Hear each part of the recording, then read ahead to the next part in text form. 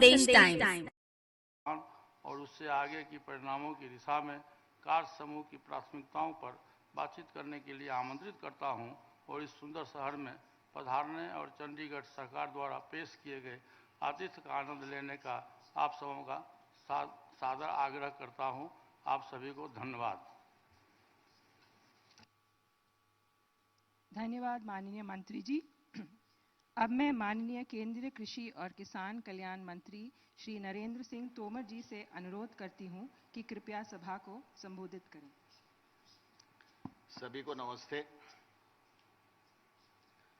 आज के इस शुभ अवसर पर हम सबके मध्य विराजमान भारत सरकार के खाद्य प्रसंस्करण और उद्योग मंत्री माननीय श्री पशुपतिनाथ पारस जी और इस मौके पर इस बैठक को आगे बढ़ाने की दृष्टि से विराजमान श्रीमान विलियम रूस जी, योगेंद्र सिंह जंग जी, हमारे अवर सचिव श्रीमती मनुषा सिंह जी, श्रीमती महुआ राय जी और इस बैठक में उपस्थित G20 देशों से जुड़े सभी प्रतिनिधिगण और वित्तीय संस्थानों के प्रतिनिधिगण और उपस्थित मित्रों, आज हम सबके लिए बहुत ही प्रसन्नता का अवसर है कि आप सब हमारे देश के खूबसूरत शहर चंडीगढ़ में विचार विमर्श करने के लिए G20 की बैठक में भाग लेने के लिए उपस्थित हुए हैं। मैं भारत सरकार की ओर से और अपने देश के नागरिकों की ओर से आप सबका हृदय से बहुत बहुत स्वागत करता हूं, बहुत बहुत अभिनंदन करता हूं। उम्मीद है कि दुनिया के विभिन्न स्थानों से आकर आपको इस शहर में सुकून व शांति का अनुभव होगा और अपने निर्धारित कार्यक्रम में से आपको कुछ समय चंडीगढ़ घूमने के लिए भी मिलेगा और अनुभव करके निश्चित रूप से आपको अच्छा लगेगा। कोविड महामारी के पिछले 2-3 साल हम सभी के लिए विशेष चुनौतीपूर्ण रहे हैं। इस दौरान हमने एक दूसरे के साथ बातचीत करने के तरीके को बदल दिया था, लेकिन व्यक्तिगत रूप से मिलने की खुशी के साथ किसी बात की तुलना नहीं की जा सकती। आपके यहाँ व्यक्तिगत रूप से इस बैठक में शामिल होने के लिए भारत की ओर से आप सबका हृदय से आभार प्रकट करता हूँ। मित्रों, भारत द्वारा G20 की अध्यक्षता करना सभी नागरिकों के लिए गर्व का क्षण है। साथ ही इस ऐतिहासिक अवसर के साथ आने वाली जिम्मेवारियों से हम भली भांति परिचित हैं। आज दुनिया अनेक जटिल चुनौतियों का सामना कर रही है जो गहराई से एक दूसरे से जुड़ी हुई है और केवल सीमाओं द्वारा परिभाषित नहीं की जाती। जिन चुनौतियों का सामना किया जा रहा है वे वैश्विक प्रकृति की हैं और इनके लिए वैश्विक समाधान की ही आवश्यकता है। इसलिए विश्व समुदाय को आज वैश्विक रूप से समन्वित नीतियों तथा कार्यों की ओर अधिक जोर देने की आवश्यकता है। बहुपक्षवाद में नए सिरे से विश्वास करने की भी आवश्यकता है। लोकतंत्र और बहुपक्षवाद के लिए पूर्णतः प्रतिबद्ध हमारा राष्ट्र न केवल बहुआयामी विकास को प्रदर्शित करने के लिए तैयार है, बल्कि सार्वभौमिक रूप से मान्य शक्ति भी प्रदर्शित करने के लिए तैयार है। इसमें कोई आश्चर्य नहीं। हाल में आयोजित विश्व आर्थिक मंच में भारत को नाजुक दुनिया में एक उज्जवल रोशनी के रूप में वर्णित किया गया है। जलवायु लक्ष्यों के प्रति भारत की प्रतिबद्धता व कोविड के बाद विकास पथ पर लौटने की सभी ने सराहना की है। विज्ञान व नवाचार से भारत का विकास तेजी से हो रहा है। ये दोनों भारत के भविष्य के साथ गहराई से जुड़े हुए हैं। हमने डिजिटल सार्वजनिक बुनियादी ढांचा बनाने के लिए प्रौद्योगिकी का लाभ उठाया है।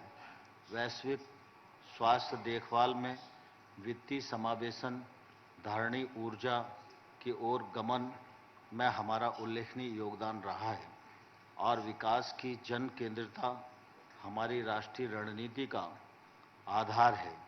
यह वही दर्शन है जो G20 की अध्यक्षता का विषय एक पृथ्वी, एक परिवार और एक भविष्य को रेखांकित करता है। भारत को जिम्मेवारी दी गई है, हम उसे निभाने के लिए तैयार हैं।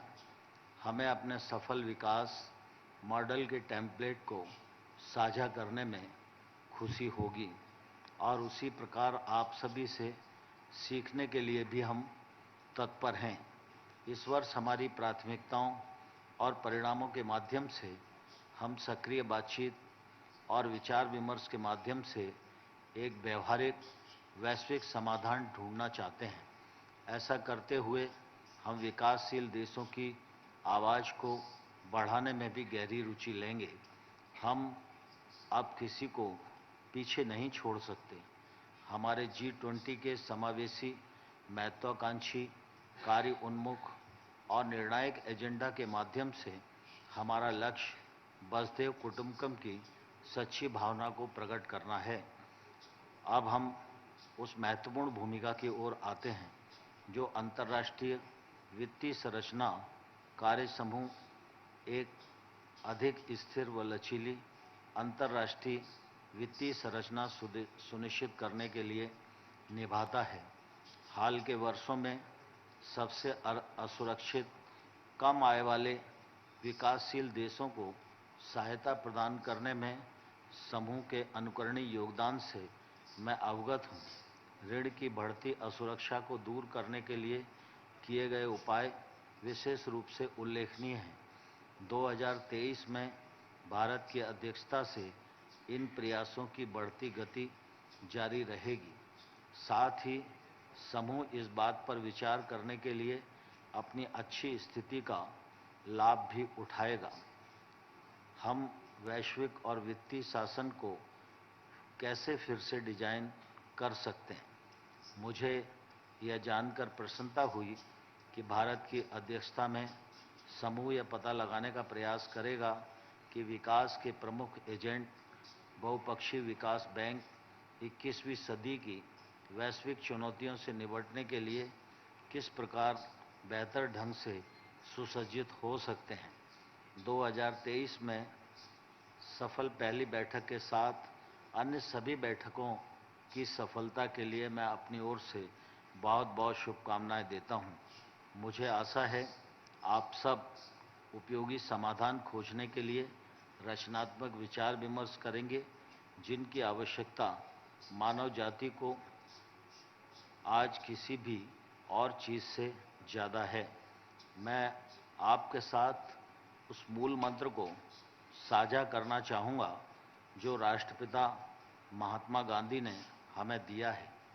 महात्मा गांधी ने कहा था, जब भी आप संदेह में हों या जब स्वयं का अहम बहुत अधिक हो जाता है तो निम्नलिखित परीक्षण लागू करें। सबसे निर्धन और सबसे असुरक्षित आदमी महिला के चेहरे को याद करें जिसे आपने देखा होगा और अपने आप से पूछें, क्या आप जिस उपाय पर विचार करते हैं वह उसके लिए किसी काम का होने जा रहा है या नहीं।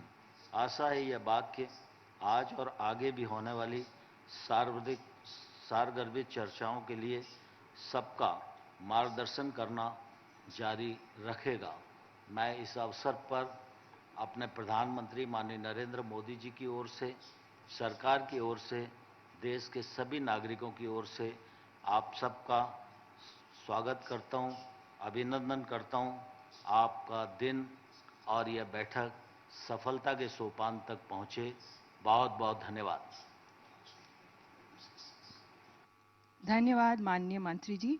अब मैं माइक हैंडओवर करती हूँ आरबीआई से मिस महुआ रॉय मैम को। नमस्कार। हमारे माननीय अतिथियों श्री नरेंद्र सिंह तोमर, माननीय कृषि और किसान कल्याण मंत्री, और श्री पशुपति कुमार पारस, माननीय खाद्य प्रसंस्करण उद्योग मंत्री, G20 सदस्यों, आमंत्रित देशों और अंतर्राष्ट्रीय संगठनों के प्रतिनिधियों को हार्दिक सुप्रभात। माननीय मंत्रियों को धन्यवाद ज्ञापन मेरे लिए सौभाग्य की बात है। G20 international financial architecture working group और यहाँ उपस्थित सभी लोगों और वेबएक्स से जुड़ने वाले की ओर से मैं माननीय मंत्रियों को अपना धन्यवाद और आभार व्यक्त करती हूँ। उन्होंने अपने व्यस्त कार्यक्रम से समय निकालकर इस अवसर की शोभा बढ़ाई और अपने विचार साझा किए। आप दोनों ने कमजोर और कम आय वाले विकासशील देशों की जरूरतों को पूरा करने के लिए वैश्विक वित्तीय व्यवस्था को पुनः संरचना करने और इसे फिर से नई दिशा देने की आवश्यकता को रेखांकित किए हैं। इसके अलावा आप दोनों ने आज वैश्विक अर्थव्यवस्था के सामने आने वाली जटिल और परस्पर जुड़ी चुनौतियों और वैश्विक रूप से समन्वित नीतियों और कार्यों को करने का आवश्यकता पर प्रकाश डाला है, जो इस समूह का मुख्य उद्देश्य है।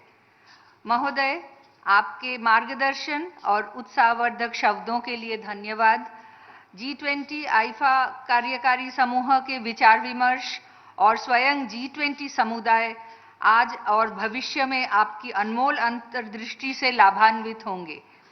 महोदय, आपके मार्गदर्शन के अनुसार हम रचनात्मक विचार विमर्श का प्रयास करेंगे और एक सुरक्षित, शांतिपूर्ण और समृद्ध विश्व के लिए मिलकर काम करेंगे।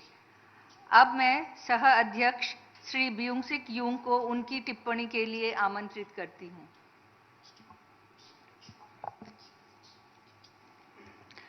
Thank you so much, Minister Food Processing Industries, Pashupati Kumar Paras, and Minister of Agriculture, Narendra Singh Tomar, for your warm welcoming and inaugural addresses.